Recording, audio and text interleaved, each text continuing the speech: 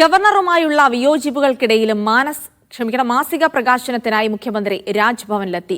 വിവാദമായ ഭാരതാംബ ചിത്രം വേദിയിൽ നിന്ന് ഒഴിവാക്കിയാണ് ഗവർണർ മുഖ്യമന്ത്രിയെ സ്വീകരിച്ചത്. രാജ്ഭവൻ പ്രസിദ്ധീകരിക്കുന്ന മാസികയിലെ അഭിപ്രായങ്ങൾ സർക്കാരിന്റേതല്ലെന്ന് മുഖ്യമന്ത്രി പറഞ്ഞു. ആദ്യ പതിപ്പിലെ ആർട്ടിക്കിൾ 200മായി ബന്ധപ്പെട്ട ലേഖനത്തിലെ ഉള്ളടക്കവും മുഖ്യമന്ത്രി തള്ളിക്കളഞ്ഞു. വേദിയിൽ ദേശീയ പതാകയും നിലവിളക്കും മാത്രം.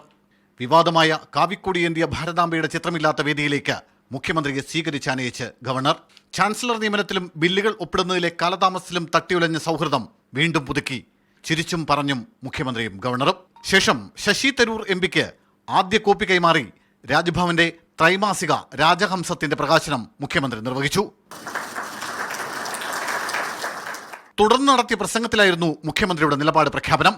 രാജ്ഭവൻ പ്രസിദ്ധീകരിക്കുന്ന മാസികയിലെ അഭിപ്രായങ്ങൾ രാജ്ഭവന്റേതാണ്, സർക്കാരിൻ്റെതല്ല.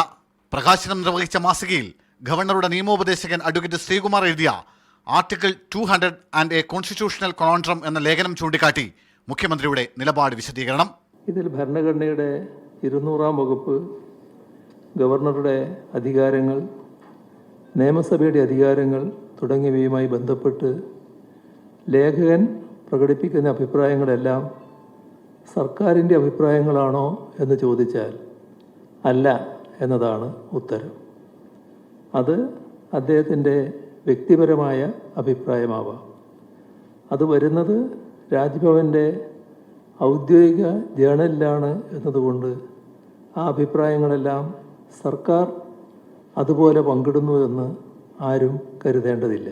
നിയമസഭ പാസാക്കുന്ന ബില്ലുകൾ ഗവർണർ ഒപ്പിടുന്നതുമായി ബന്ധപ്പെട്ടതാണ് ഭരണഘടനയിലെ ആർട്ടിക്കിൾ 200. തുടർന്ന് സംസാരിച്ച ഗവർണർ പക്ഷേ മുഖ്യമന്ത്രിയുടെ വിമർശനത്തിന് മറുപടി നൽകിയില്ല. പ്രതിപക്ഷ നേതാവ് വി.ഡി. സതീശനെ പരിപാടിയിലേക്ക് ക്ഷണിച്ചിരുന്നെങ്കിലും അദ്ദേഹം പങ്കെടുത്തില്ല. സ്ഥലം എം.പി. ശശി തരൂർ പുസ്തകം ഏറ്റുവാങ്ങുന്ന ചടങ്ങിൽ സാന്നിധ്യമായി മാത്രമായിരുന്നു പ്രതിപക്ഷ നേതാവിനെ ക്ഷണിച്ചത്.